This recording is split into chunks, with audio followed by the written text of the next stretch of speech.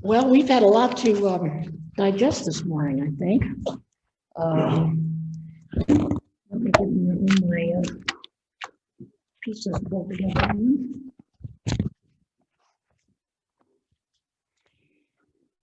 What I woke up thinking I was going to talk about this morning disappeared about 7:30, and so I feel led to share with us what I'm calling focusing on the wrong thing and thereby missing the love of God in action.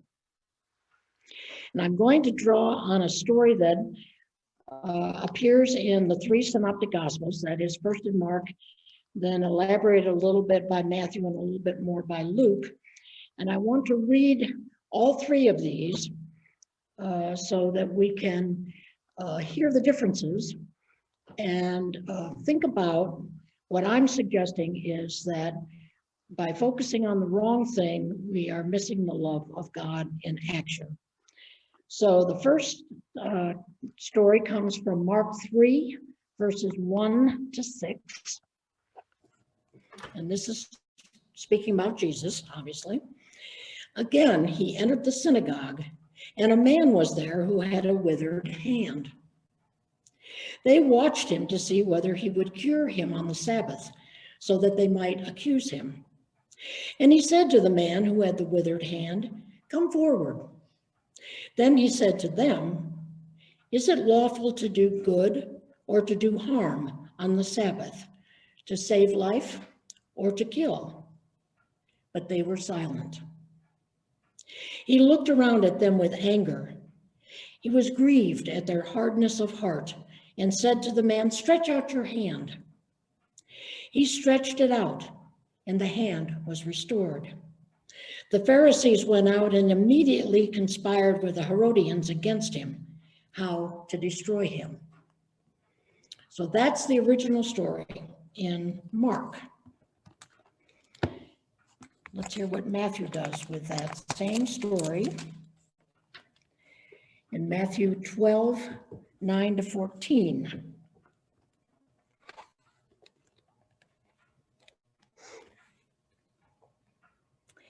He left that place and entered their synagogue. A man is there with a withered hand, and they asked him, "Is it lawful to cure on the Sabbath?" So they might accuse him.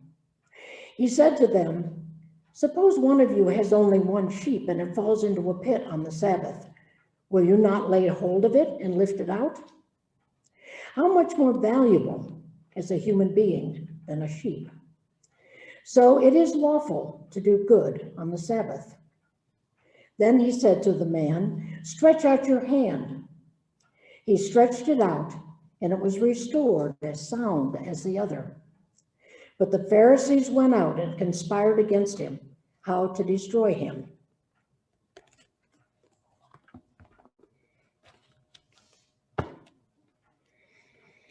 There's another bit of story to this, which is found in something called the Gospel of the Nazarenes. And this is one of those very early Gospels that is just in fragments now, but it was quoted in the 4th century by Jerome. So we know it existed. And this is what Jerome quotes that was added to this original story in Matthew. The man says to Jesus, "I was a stonemason, making a living with my hands. I plead with you, Jesus, give me back my health so that I won't have to beg for my food in shame." So that was a piece that was in another gospel version of this story that has disappeared. And then finally, Luke 6, 6 to 10.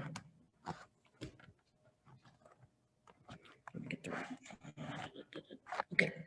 On another Sabbath, he entered the synagogue and taught, and there was a man there whose right hand was withered. The scribes and the Pharisees watched him to see whether he would cure on the Sabbath, so that they might find an accusation against him. Even though he knew what they were thinking, he said to the man who had the withered hand, "Come and stand here." He got up and stood there. Then Jesus said to them, "I ask you, is it lawful to do good or to do harm on the Sabbath, to save life or to destroy it?"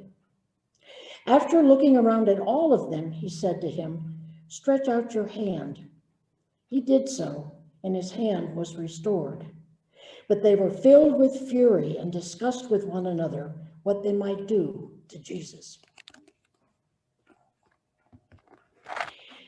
So you see, we have the basic story. The man with the crippled hand, it's sometimes explained that way, or the withered hand. We're not told how or why the hand was withered, but the man has come to the synagogue to pray and worship with the Jewish folks, and Jesus comes in.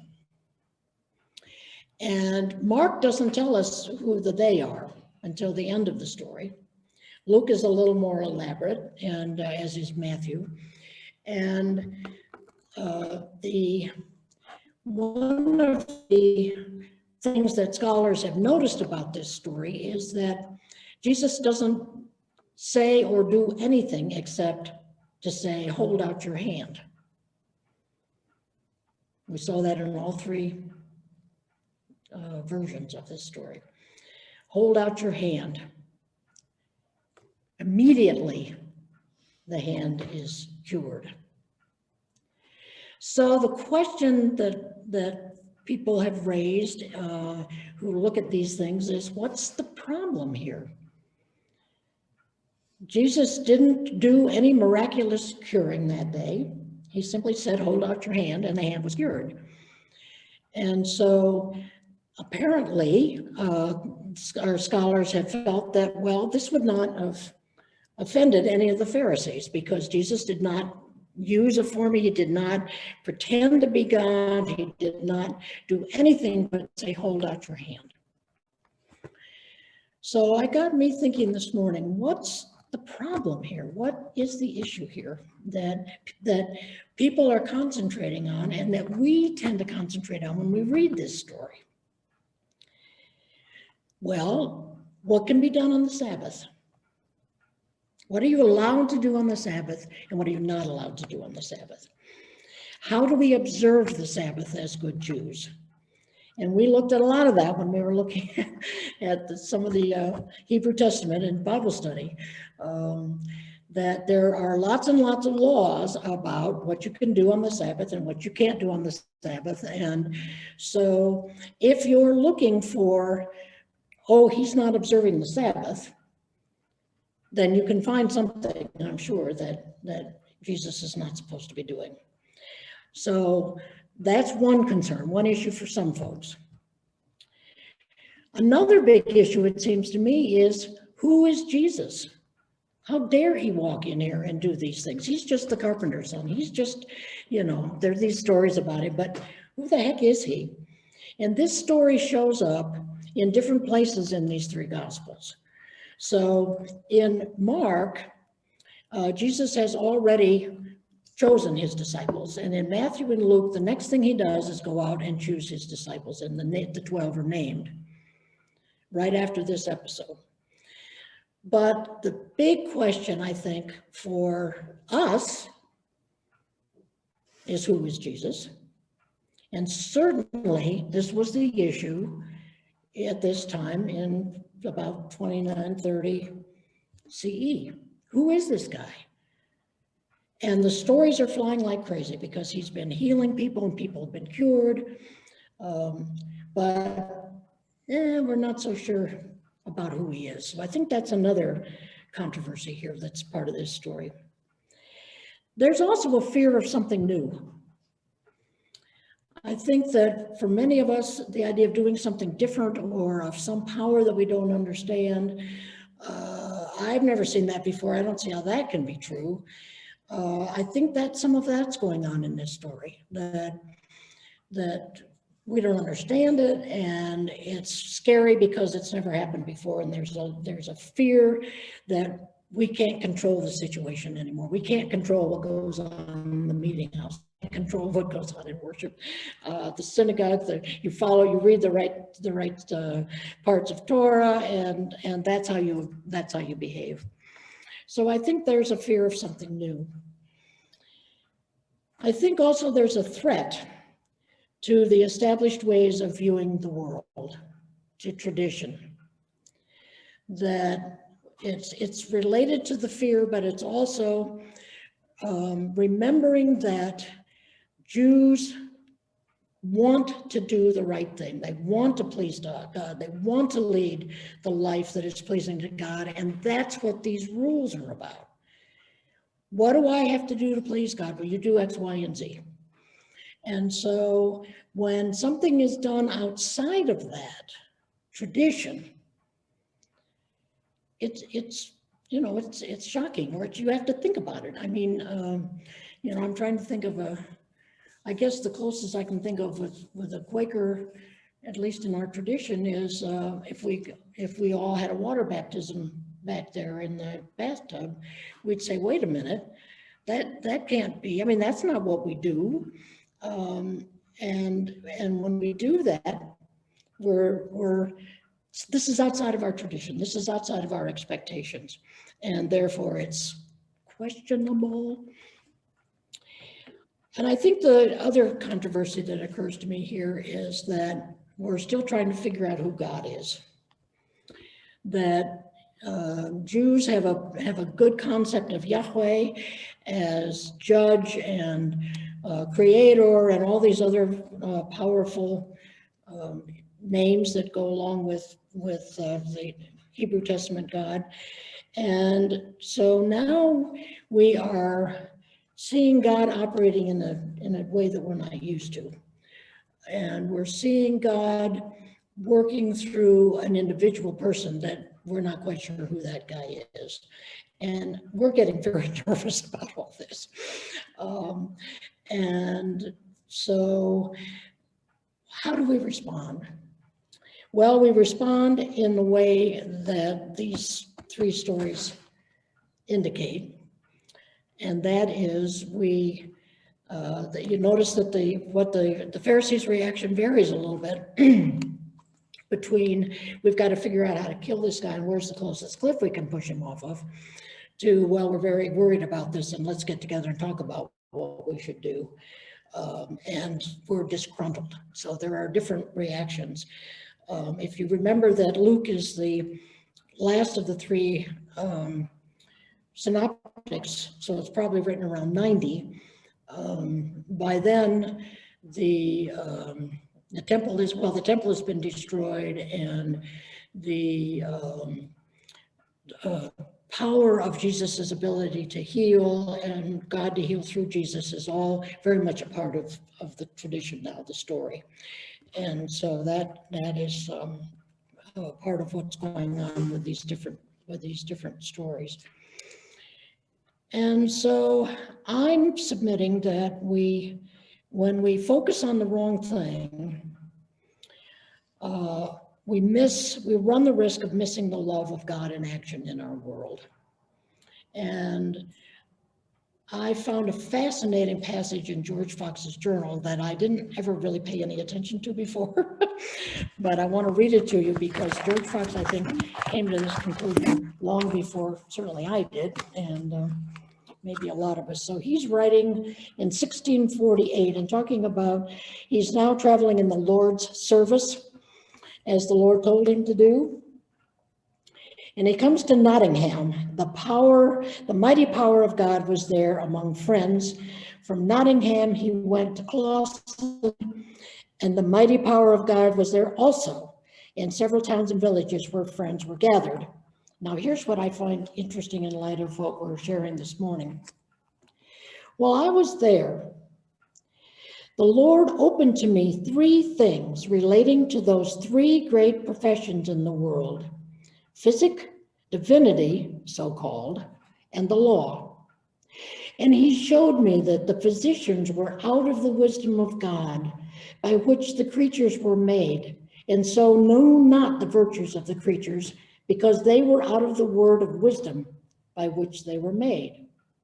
And God showed me that the priests were out of the true faith, which Christ is the author of, the faith which purifies and gives victory and brings people to have access to God, by which they please God, which mystery of faith is held in a pure conscience.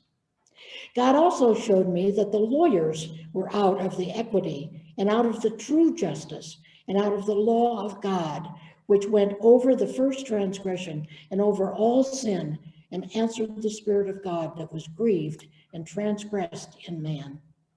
And that these three, the physicians, the priests, and the lawyers, ruled the world out of the wisdom, out of the faith, and out of the equity and law of God. The one pretending the cure of the body, the other the cure of the soul, and the third the property of the people. But I saw they were all out of the wisdom, out of the faith, out of the equity and perfect law of God. So what Fox is talking about there when he says they were out of, they were not operating in the reality of God's power. They were following the rules of the world. They were doing things out of their own ignorance or out of tradition, or but when Fox talks of being out of the wisdom, out of the power, he means you're ignoring it or you're not operating within that power that's available to us. So I've been thinking this morning about the ways that maybe we are missing the miracle of the love of God, and maybe we are concentrating sometimes on the wrong thing. And I'm thinking specifically of some of my experiences at Hope House this week, which is our low barrier women's shelter. I've served 3 nights because we are so short of hostesses. So I've gotten to know a couple of these gals, our guests pretty well. And we've got rules at Hope House, which we should have and must have. And the woman I was serving with, as the other hostess, was much more concerned about the rules than I am. But there was an instance where one of the guests broke a rule because she wanted to go into the kitchen and get some water, and the kitchen is closed at 11:30. And I said, sure, go get some water. Well, she went and got it for one of the other guests who was lying in the bed coughing. And as I was thinking about this message this morning, I thought, following the rules is important. Tradition is important. But are we in danger, or can we miss the power of God and what God's doing in our world if we concentrate too much on those things? I think there needs to be space always in our judgments and in our actions for room for God to make God's presence known and felt in our very midst.